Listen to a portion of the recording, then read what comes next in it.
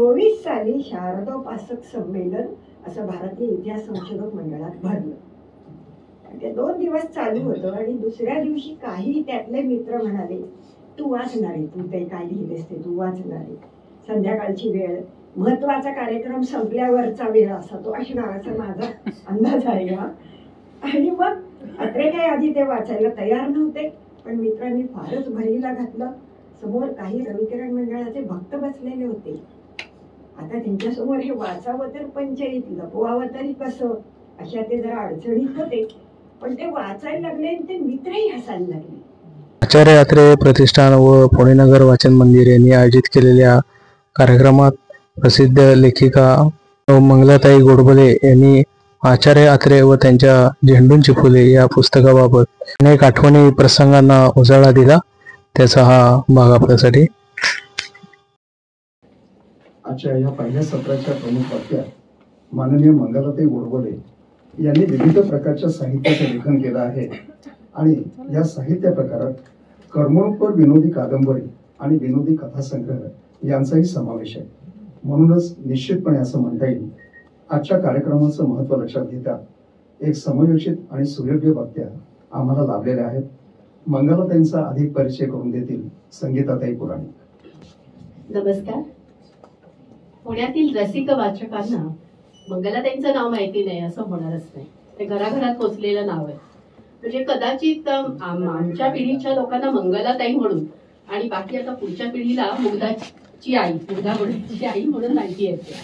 पण दोन्ही त्यांची ओळख आहे ती तितकीच महत्वाची आणि त्यांना मला वाटतं आवडणारीच आहे. त्यांचे मंगलाताईंचं लेखन विनोदी पद्धतीने सातत्याने लेखन करणं आणि ते एका दर्जेदार लेखन आणि तेही सर्वांना आवडेल असं हे प्रचंड आव्हानात्मक आहे. मंगलाताईंचे नेहमीच्या आयुष्यातले सरळ सोपे साधे विषय, पण त्यांचा हात त्याला लागला की ते इतके सुंदर लेख तयार होतात, सुंदर कथा तयार होतात. खूप वर्षांपूर्वी म्हणजे मला वाटतं मी कॉलेजमध्ये असताना वगैरे वाचलेल्या त्यांच्या कथा सुद्धा आज मनामध्ये आमच्या रेंगाळत आहेत. ते विषय अमेरिकेतलं बाळंतपण असेल, जाडी कमी करण्याचे असतील किंवा स्वयंपाकातले असतील, हे सगळे विषय आजही असं वाटतं की हे अरे इतके ताजे आहेत, असं या इतके चांगल्या विषयावर त्या लिहितात. त्यांची माहिती ही खरंच खूप आहे. मी अगदी थोडक्यात ओळख करून देतेय. मुंबई विद्यापीठाच्या त्या स्कॉलर आहेत. ही खूप मोठं वाटतंय मला की MA ही पदवी पहिल्या वर्गात पहिल्या क्रमांकाने मिळवलेल्या मंगलाताईंना वीणाची केळकर सुवर्ण पदकाने सन्मानित केलेलं आहे. त्यांचे 18 कथासंग्रह, 1 कादंबरी, 10 विनोदी लेखसंग्रह, अनेक ललित बालसाहित्य, एकांकिका, चरित्रलेखन आणि माहितीपर पुस्तकं ही प्रकाशित झालेली आहेत. कदाचित मी त्यांच्याशी 15 दिवसापूर्वी बोलले असेल, मागच्याच आठवड्यात बोलले खरं तर, पण त्या अवधीत पण त्यांचं अजून काहीतरी लिहून नक्कीच झालेलं असेल, ते माहिती आलेली नाही. पुरस्कारांची यादी सुद्धा प्रचंड मोठी आहे.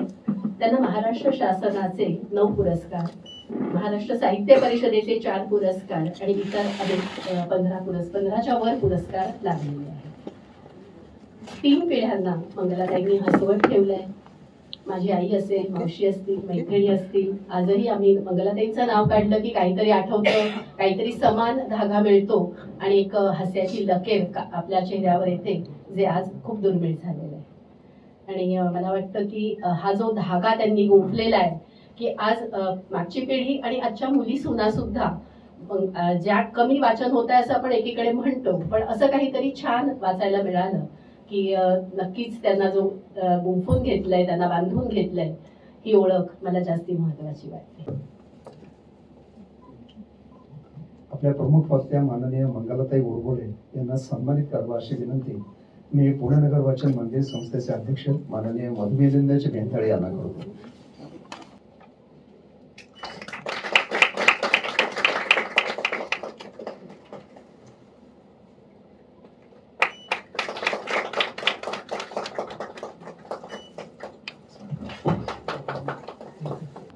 इथे येण्याचं आणखी एक महत्वाचं कारण असं की आचार्य अत्र्यांचं पुणे प्रेम आणि नगर वाचन मंदिर प्रेम हे दोन्ही खूपच महत्वाचं आहे.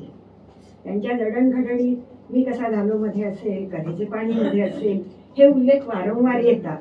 मी नगर वाचन मंदिरात बसून मी मोलियर सगळा वाचून काढला, असं वाक्य मी कसा झालो मध्ये आहे.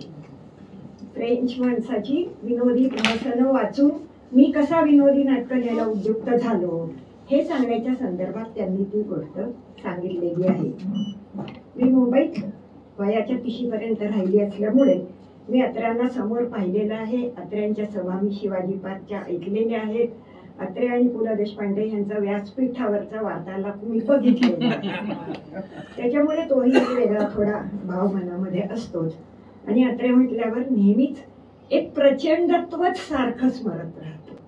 मग ते देहाचं असेल, ते प्रतिभेचं असेल, ते भाषेचं असेल, ते दृष्टिकोनाचं असेल. म्हणजे लोक ते म्हणत असत की त्यांना 1, 2, 3 असे पाढे न शिकवता 100 एके 100, 1000 एके 1000 असं शिकवलं होतं की काय. झेंडूच्या फुलांबद्दल सांगण्यापूर्वी थोडस अत्र्यांच्याही व्यक्तिगत जीवनाविषयी सांगते. त्याचं कारण असं की अशा व्यक्तींनी असं काम पुढे केलं हे एक कळावं. आणि दुसरं, काही गोष्टी आपल्या नजरेतनं सुटू शकतात. उदाहरणार्थ, आठवड्यापूर्वी मलाच आठवत नव्हतं की अत्र्यांचा जन्म कुठे झाला.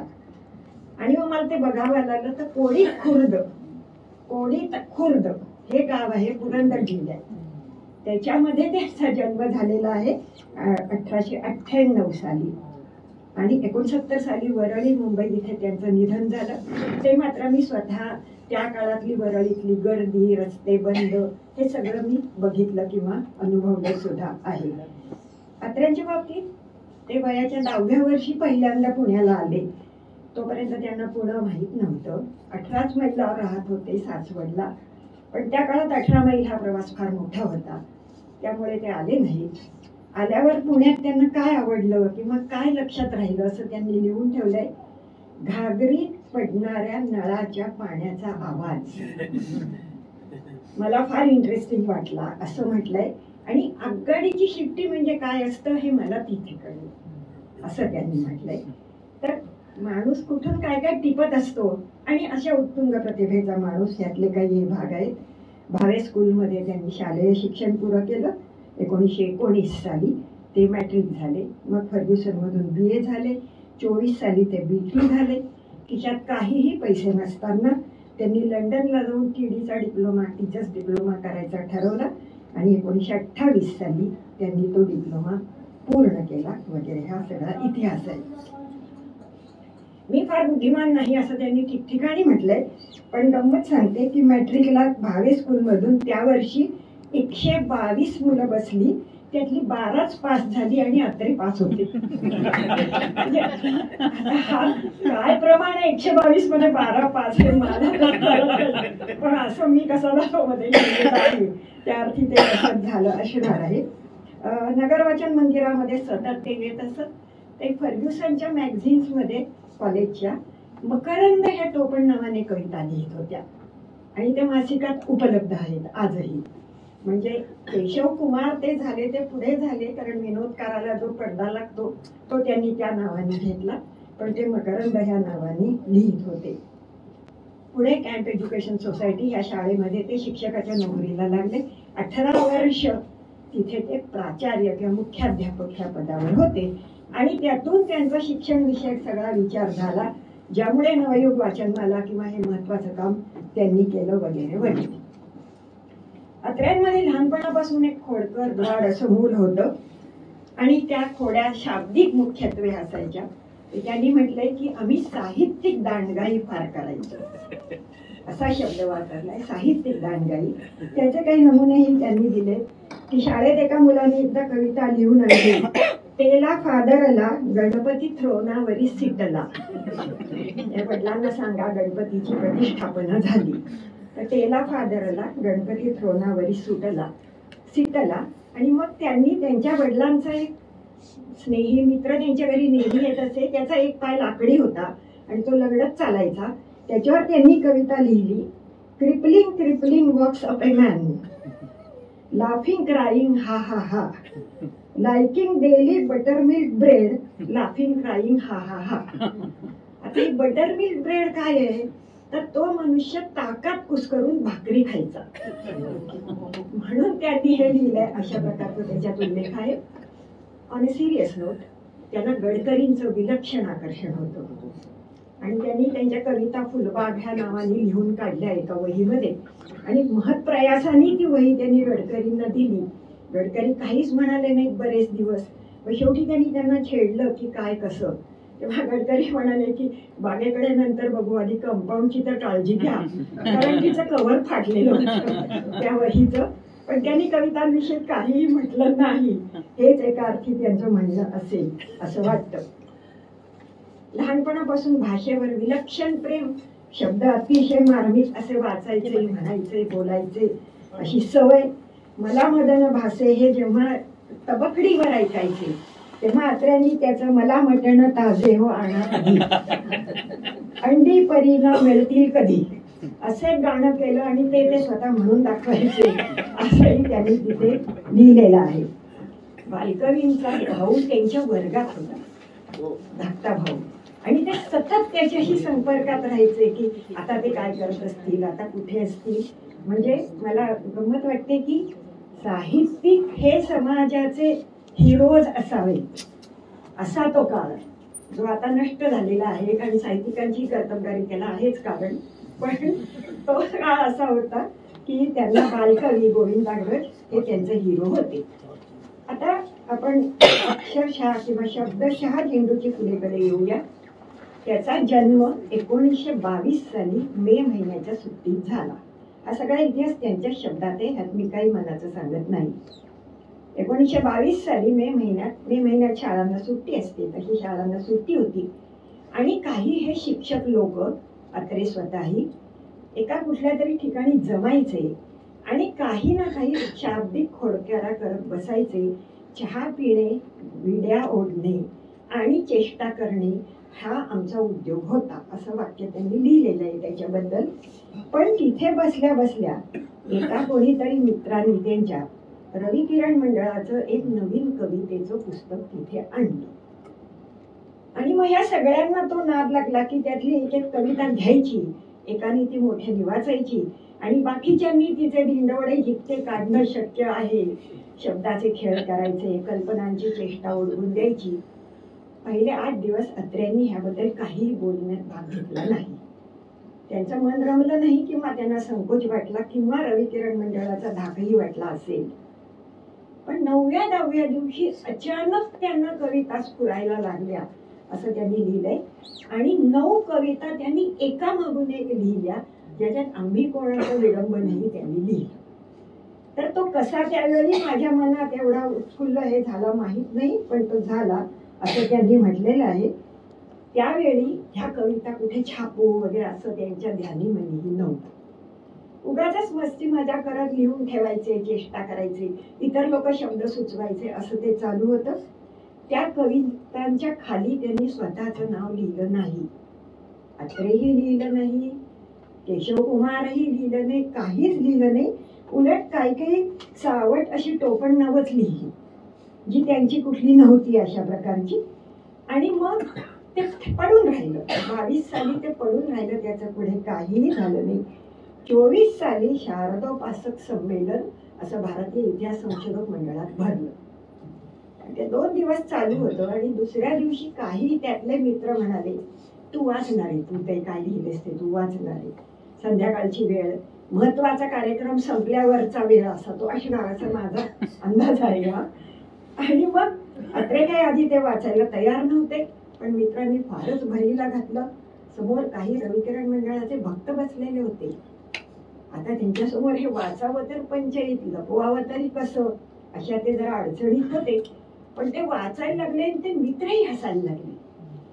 आणि अत्र्यांनी असं म्हटलंय की हळूहळू जणू काही त्यांच्या मनातलेच कोणी बोलतोय की काय असे भाव त्यांच्या चेहऱ्यावर येऊ लागले. आणि एकूण आताच्या भाषेत बोलायचं तर ते क्लिक झालं प्रकरण. पण त्याचं त्या वर्षी पुस्तक निघालं नाही. पुस्तक काढण्याचा त्यांचा विचारही नव्हता. 1925 साली सारस्वत प्रकाशन मंडळ पुणे ह्या संस्थेने ह्या पुस्तकाची पहिली आवृत्ती छापली, जी बाबूरावांच्याकडे आहे, मी बघितलेली आहे. ती छापताना त्यांनी कवीचं नावच पुस्तकावर लिहिलं नाही, कुठलंच लिहिलं नाही. संग्राहक म्हणून दिगम केळकर यांचं नाव लिहिलं. संग्राहक दिगम केळकर. आणि पहिल्या पानावर वाहवा वाहवा झेंडू हा सुंदर कितीतरी खचित आहा, अशा 2 ओळी लिहिल्या. बाकी काहीही लिहिलं नाही. त्या पानांचे फोटो वगैरे आपल्याला मिळू शकतील. छापताना आम्ही कोण ही कविता लिहिणारा कवी जॉ थॉम्सन, मोहरम मधील मर्दुमकी लिहिणारा कवड्या पीर, पाय घसरला तर लिहिणारा भगवंत भांबुर्डे, एका कवितेच्या खाली सॅन्टा क्रूज, एका कवितेच्या खाली जॉ थॉम्सन, ह्या प्रकारची नावं लिहिली. पण ह्यांचं नाव कुठेही कोणीही लिहिलं नाही. आणि हे पुस्तक 3-4 महिन्यात आवृत्ती संपायला आली. म्हणजे विडंबन काव्याला एवढी लोकप्रियता मिळेल असं त्यांना ध्यानीमनीही नव्हतं. गंमत म्हणजे रविकिरण मंडळातलेही लोक चोरून चोरून ते वाचत होते.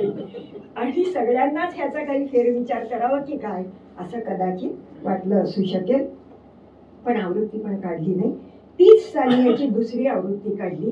पहिल्या आवृत्तीत फक्त 9 कविता आहेत आणि खूप टिपा आहेत, भारंभार टिपा आहेत. त्या जागांची वर्णनं आहेत, त्या व्यक्तींची वर्णनं आहेत. असं सगळं पुस्तक लहानही आहे आकाराने. आणि त्याच्यात एक कविता त्या कमतनूरकरांची आहे आणि बाकीच्या अत्रेंच्या आहे. अशी ती पहिली आवृत्ती. पण मग हा नाद लागला आणि 1930 सालापर्यंत आणखी 17-18 विडंबनं अत्र्यांनी लिहिली. आणि 30 सालीची दुसरी आवृत्ती निघाली. ती पहिल्यातल्या 8 कविता आणि ह्या 17 कविता. आणि आता मात्र जॉ थॉम्सन, क्रूज वगैरे अशी नावं न लिहिता केशव कुमार असं नाव त्यांनी सगळीकडे लिहिलं. 49 सालापर्यंत ह्या पुस्तकाच्या 5 आवृत्त्या झाल्या आणि सगळ्यांना खूप मागणी होती. पुढे मात्र ह्याच्यात राजकीय विडंबनांची भर पडली. 49 सालापर्यंत हे सर्वस्वी वाङ्मयीन विडंबनाचंच पुस्तक होतं. पण जसजसे अत्रे राजकीय वातावरणात गेले, राजकारणात गेले, पुढे संयुक्त महाराष्ट्र चळवळ, मी मुंबईत त्याचा काळ पाहिलेला आहे. अत्र्यांचा किती आक्रमक त्याच्यात सगळा स्टान्स असायचा हे मी पाहिलेलं आहे. तर मग राजकीय विडंबन कविता सुरू झाल्या वगैरे. आणि मग पुढच्या 10व्या आवृत्तीनंतरच्या सर्व संग्रहात अगदी आज जे सगम मालशांच्या प्रस्तावनेचं उपलब्ध आहे आणि आता जे नवीन निघत आहे त्या सगळ्यातही अशा भरपूर कविता त्याच्यामध्ये दिलेल्या आहेत. आता त्यांनी पहिल्या आवृत्तीत जी जाहिरात छापली त्यातल्या 2-3 मजेशीर गोष्टी पहा. झेंडू पुस्तक फार्मसी असं त्याचं नाव लिहिलंय आणि त्याच्यामध्ये दे ग माळणी झेंडूचे फुल चिरंजीव सखू वाघमारे असं एके ठिकाणी लिहिलंय. एकीकडे लिहिलंय born in 1922 steel going strong Johnny walker. आणि एकीकडे लिहिलेलं आहे मेल्यावर आमचे सगळे उभारतील दगडी पुतळे भवताली धरतील फेर आज परी करीती जेर आम्ही कोण ओळखा. अशा प्रकारचं मला खूपदा वाटतं की पुरुषोत्तम मध्ये एकांकिका पाडायला जी मुलं येतात बघायला येण्यापेक्षा पाड ते जे वातावरण असेल ना तेच जवळजवळ हे वातावरण असलं पाहिजे. मोठ्या प्रतिभावंतांचं असेल पण अप्रोच किंवा दृष्टिकोन साधारण तेच आहे. दुसऱ्या आवृत्तीपासून ह्या पुस्तकात प्रश्नपत्रिका पण छापल्या आहेत आणि त्या फारच गंमतशीर आहेत. आता कादरखावर एक कविता आहे. तर महाराष्ट्र शारदेच्या पवित्र मंदिरात कादरखा नामक पठाण घुसवल्याचे महापातक केल्याबद्दल त्याच मंदिरात जोडून असलेल्या अन्नछत्रातील काही पंक्ती बहुत गरम झालेल्या आहेत. त्याची कारणे कोणती हा प्रश्न. म्हणजे प्रश्नच कळत नाही त्यामुळे उत्तर काढायचा काही प्रश्नच येत नाही. अशा खूप गमती त्याच्यात दुसऱ्या आवृत्तीपासून त्या ह्याच्यात आहेत. आता ह्याच्यात 2 मुद्दे सांगायला हवेत की काही अडचण काय होती, रविकिरण मंडळाबद्दल राग का होता किंवा तक्रार काय होती. तर 2 प्रकारच्या कविता पुष्कळ प्रमाणात त्यांच्याकडे निर्माण होत होत्या. एक म्हणजे फारसी उर्दू शब्द वापरणं, परदेशी प्रेयसीचा उल्लेख करणं आणि काहीतरी तर वगैरे असं आहे असं भासवणं. अतिशय साध्या गोष्टींना प्रचंड काहीतरी जीवनविषयक तत्वज्ञान आपण सांगतो आहोत असा आव आणणं आणि ते सांगत राहणं. किंवा त्या मंडळात नसलेल्यांचं अतिशय संस्कृत प्रचूर मुद्दाम क्लिष्ट कठीण वाटेल असं काव्य प्रसवणं. अशा प्रवृत्ती त्या काळामध्ये जोरात होत्या आणि अत्र्यांनी दोन्हीवरती पुरेपूर प्रहार केला. कारण अत्र्यांची भाषिक सौष्ठवाची मर्यादा फार उंच होती. म्हणजे उर्दू फारसी शब्दही ते आत्मसात करू शकले, संस्कृतही करू शकले, इंग्रजी तर केलंच केले. पण आता उदाहरणार्थ मनाच्या श्लोकाचं विडंबन पहा. मना सज्जनाचार आण्यात फक्त तुला व्हावयाचे असे देशभक्त, तरी सांगतो शेवटी युक्ती सोपी, खिशा माझी ठेवा सदा गांधी तो. अशा प्रकारचं मनाच्या श्लोकाचं. किंवा पाखरा येशील कधी परतून, एवढी प्रसिद्ध कविता आहे. त्याचं त्यांनी केलेलं विडंबन, परिता येशील कधी परतून. आणि मग परीत कपडे नेतात, मग ते फाडतात, त्याचे गुंड्या तोडतात, घालून ठेवतात काही दिवस स्वतः आणि मग आणून देतात. म्हणजे अशा ज्या काही कल्पना किंवा तक्रारी होत्या त्या अत्र्यांनी कशा लिहिल्यात बघा.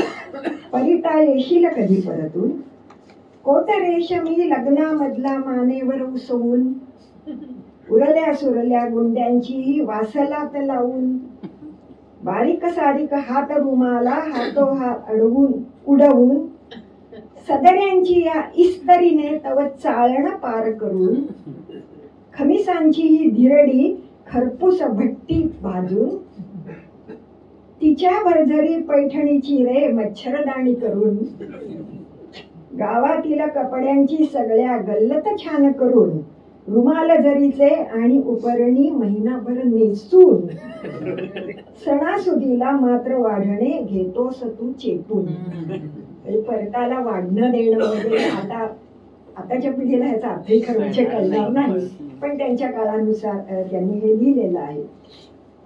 म्हणजे रोजच्या जीवनातल्याच गोष्टी, परंतु त्यातली विसंगती, त्यातली गंमत बघणं आणि ती कुठल्या तरी दुसऱ्या कवीच्या गाजलेल्या कवितेवर आपण बेतणं आणि ती मांडणं, असा एकूण हा सगळा प्रयत्न दिसतो.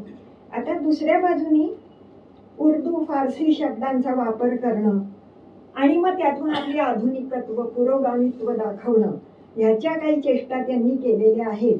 त्यातला एखाद दोन तुकडे वाचून मी पुढे ह्याच्याकडे येईल.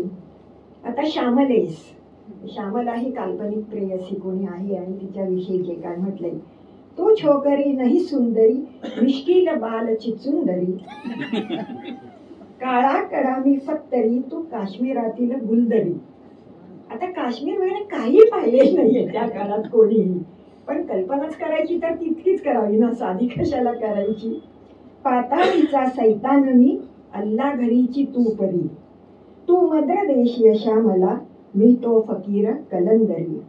मैदान मी थर पार करी, तू भूमी पिकाळ गुर्जरी, अरबी समुद्रही मी जरी, तू कुदरती रसनिर्झरी.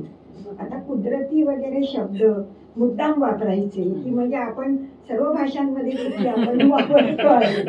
किंवा श्यामला, प्रेयसी, माधव जुलियन हे सगळं माहितीये लोकांना, म्हणून ते मी सांगत बसत नाहीये.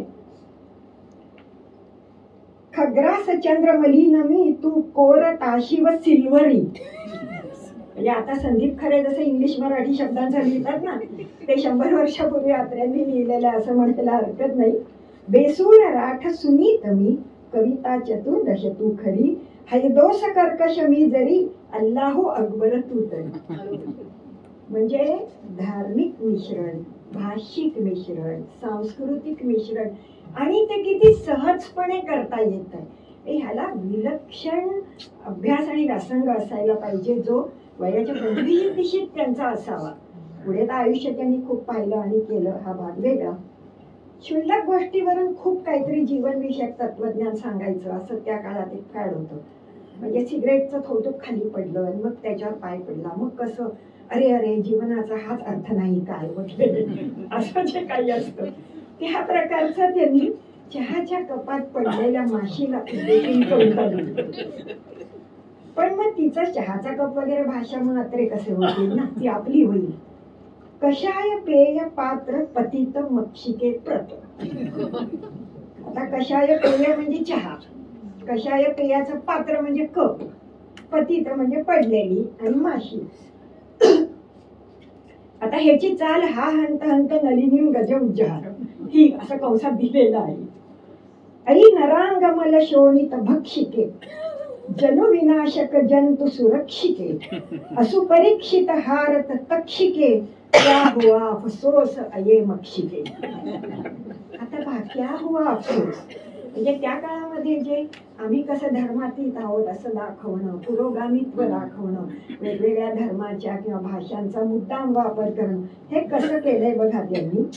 या प्रभात समयास मंगल चमकती दवमौक्तिक निर्मल गात पक्षीगण हा गगनी फिरे पण दशा तव काय अरे अरे अरे.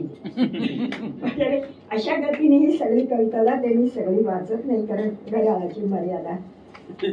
किंवा आम्ही कोणाचं केशवसुतांनी म्हटलं जे इतकं प्रसिद्ध होतं त्याचं त्यांनी काय, आम्ही कोण म्हणून काय पुसता दाताड वेंगाडली फोटो मासिक पुस्तकात तुम्ही का आमचा पाहिला, किंवा गुच्छ तरंग अंजली कसा अद्यापन वाचला, चाले ज्यावरती अखंड स्तुतीचा वर्षाव पत्रातून. मुख्य म्हणजे गट निर्माण करायचे आणि एकमेकांनी एकमेकाची सतत स्तुती करत राहायचं, असा जो प्रकार त्या काळात झाला होता त्याच्यावर अत्र्यांचा विशेष रोख होता. परस्पर प्रशंसा संघ असं त्यांनी त्याला नावही दिलेलं. परस्पर प्रशंसा करणाऱ्यांची जी ह्या सगळ्या चेष्टा आहे ती फारच गंमतशीर अशी आहे. कवी काय करतात, दाऊ गाऊनी आमुच्याच कविता आम्हीच रस्त्यामध्ये, दोस्तांचे घटबाई सवून करूया आम्ही तयांचा उदे. म्हणजे घोळक्या निर्माण करून एकमेकाचा उदो उदो करणं. दुश्मनावर एक जात तुटुनी की लोंबऊ चांबडी, आम्हाला वगळा गतप्रभजणी होतील साप्ताहिके, आम्हाला वगळा खलास सगळी होतील ना मासिके. म्हणजे व्यावहारिक दृष्ट्या काय होईल कवी नसतील तर, ह्याचाही दृष्टांत ह्याच्यामध्ये दिलेला आहे. आता हे सगळं करत असताना ह्यात मी सांगितलंच आहे की पहिल्या भागामध्ये कुठेही राजकीय विडंबन नाही, 5व्या भागात आवृत्तीपर्यंत नाही, नंतर ते आलेलं आहे. पण ते इतकं भयंकर आहे पुढे आलेलं की आपल्याला कल्पनाही करता येणार नाही की समकालीन नेत्याची अशी चेष्टा एखादा कवी करू शकतो आणि सही सलामत राहतो. त्याला फार महत्व आहे. उदाहरणार्थ नेहरू, मोरारजी, सदा पाटील वगैरे ह्यांच्यावर त्यांचा फार रोख असायचा.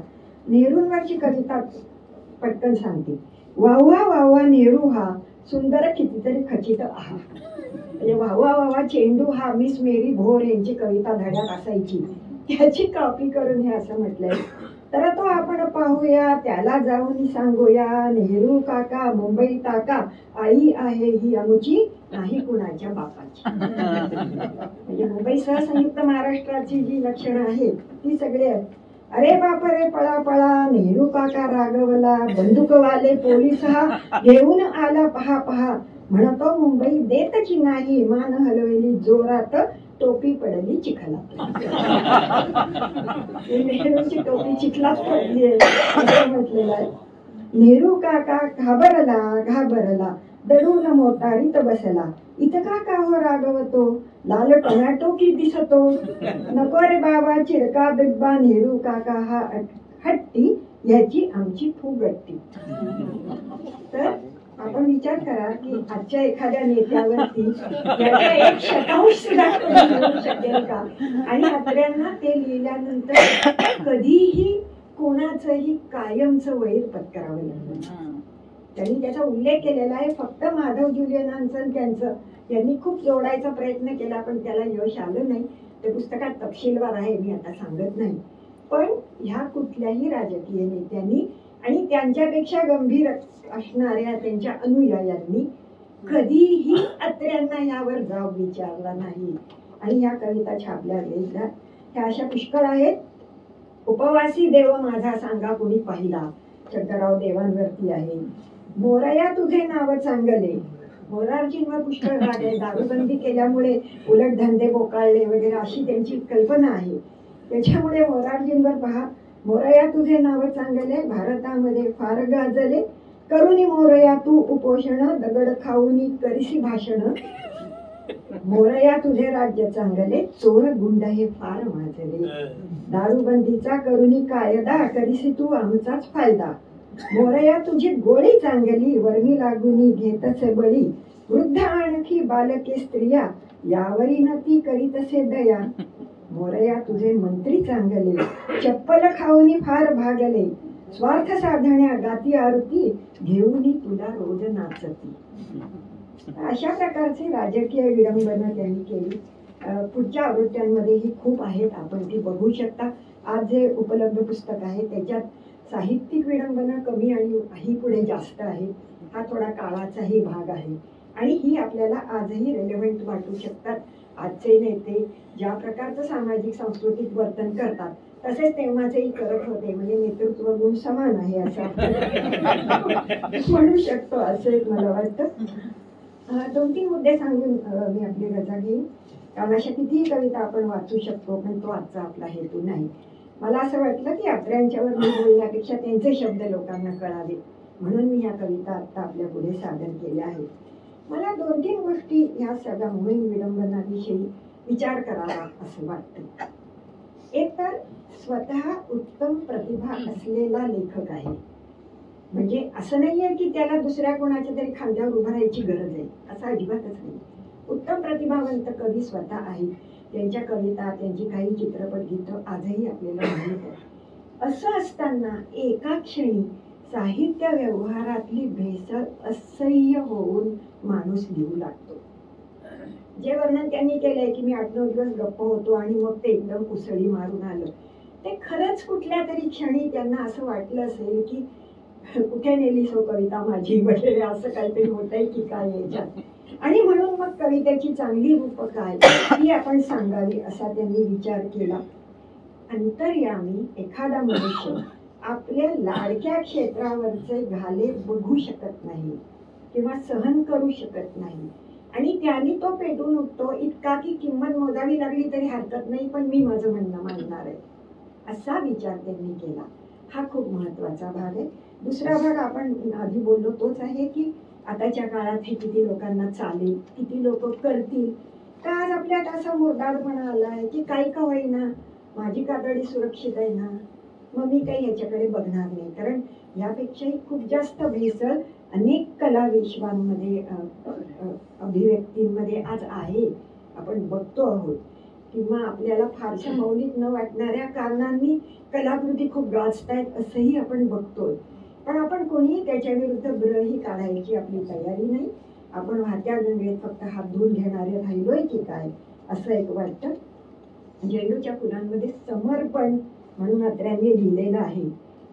आपण ज्या आताच्या पुस्तकात लिहितो तशाच प्रकारे बोलून चालून झेंडूची फुले, त्यांना वास तरी कसला आणि रंग तरी कसला, मोहक फुलांच्या सुवासासाठी हपापलेली रसिकता या बिनवासाच्या आणि भडक रंगाच्या दरिद्री आहेराचा कसा स्वीकार करणार.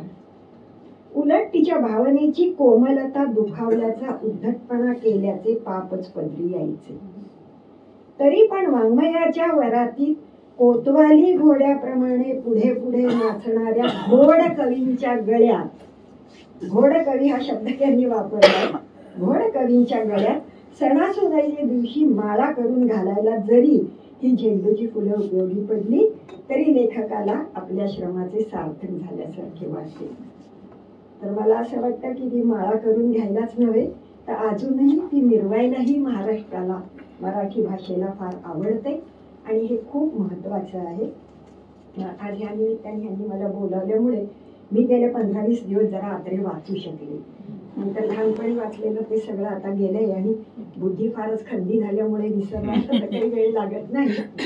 पण मी कसा झालो मध्ये, मी विडंबनकार कसा झालो हे सांगताना अत्र्यांनी जे सांगितलंय ते सांगून मी आपली रजा घेणार आहे. मी वेळेत संपवलंय बरं का, कारण बक्षीस विजेत्यांचा आपण आधी खोळंबा नको करूया.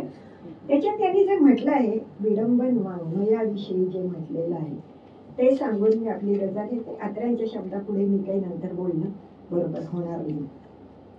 विडंबन काव्य हा एक वाङ्मयीन टीकेचा अत्यंत सुसंस्कृत आणि प्रभावी प्रकार आहे. विडंबनाचे हत्यार फार कौशल्याने आणि कोमलतेने वापरायला हवे. विडंबनकाराची वाङ्मयीन अभिरुची फारच उच्च दर्जाची असायला हवी. सौंदर्य समीक्षणाचे सूक्ष्म सामर्थ्य त्याच्या अंगी असायला हवे. ध्वनीच्या अर्थाच्या बारीक सारीक छटा त्याच्या नजरेतून सुटता कामा नये. ज्या भाषेमधले वाङ्मय अत्यंत प्रगल्भ आणि संपन्न आहे आणि ज्या भाषेच्या लोकांची वाङ्मयीन अभिरुची अत्यंत उच्च दर्जाची आहे त्याच भाषेत उत्तम गद्य वा पद्य विडंबने निर्माण होण्याची शक्यता आहे. इंग्रजी भाषेत विडंबन वाङ्मयाचे केवढे तरी श्रीमंत दालन आहे. त्या वाङ्मयाचा अभ्यास करण्यासाठी एका माणसाला आपला सगळा जन्म खर्ची करावा लागेल. विडंबन म्हणजे हास्यास्पद नक्कल करणे किंवा वेडावण्या दाखवणे असा अर्थ नाही. विडंबनाचे विडंबनेशी अधिक साम्य असल्यामुळे हा वाङ्मय प्रकार अनिष्ट आहे असा सामान्य माणसांच्या मनावर एक संस्कार होतो, पण तो खरा नव्हे हे मला या ठिकाणी आग्रहाने सांगायचे आहे. विडंबन ही संभावित साहित्यिकांनी करण्यासारखी गोष्ट नाही. विडंबन हा विरोधी भक्तीचा एक प्रकार आहे. ज्या काव्याचे विडंबन करायचे किंवा ज्या कवीचे विडंबन करायचे ते काव्य आणि तो कवी लोकप्रिय असायला हवा, तरच त्याच्या विडंबनाची गोडी जास्त. लुंग्या सोंग्या कवीचे काव्याचे विडंबन मुळे होऊच शकत नाही, आणि झाले तरी वाचेल कोण आणि समजणार तरी कोणास. रवी किरण मंडळातले कवी जरी फाटके तुटके असते आणि त्यांच्या काव्यात गुणांचा लवलेश नसता, तर झेंडूच्या फुलांना महाराष्ट्रात जी अपरंपार लोकप्रियता लाभली ती मुळीच लाभली नसती. एखाद्या कवीचे विडंबन करणे म्हणजे त्याबद्दल अप्रत्यक्षपणे आदर व्यक्त करण्यासारखे आहे. विडंबन काव्याचे हे स्वरूप एकदा लक्षात आले म्हणजे विडंबनकाराबद्दल कोणाचाही गैरसमज होणार नाही, वाचकांचाही नाही, विडंबितांचाही नाही. उलट विडंबनकार हा पुष्कळांना आपला मित्रच वाटेल. अशा प्रकारे आचार्य अत्रे हे या पुस्तकापुरते आपले मित्रच वाटतील असं मी म्हणेन. मला ही संधी दिल्याबद्दल त्या सर्वांची मी आभारी आहे.